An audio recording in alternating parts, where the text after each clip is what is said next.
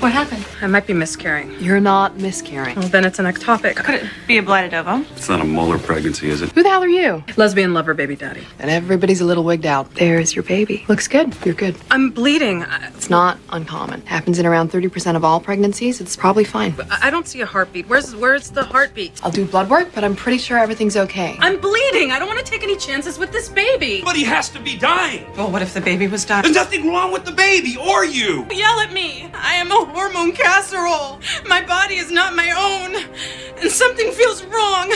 I don't even want to move or breathe. I don't want to do nothing. What if I do something and it messes this baby up? Now this is the hardcore machine. The highest resolution there is. Now it's almost impossible to find a heartbeat until the 8th week. But since you've already camped out here all day, can't hurt to have another look, right? There. Oh my God.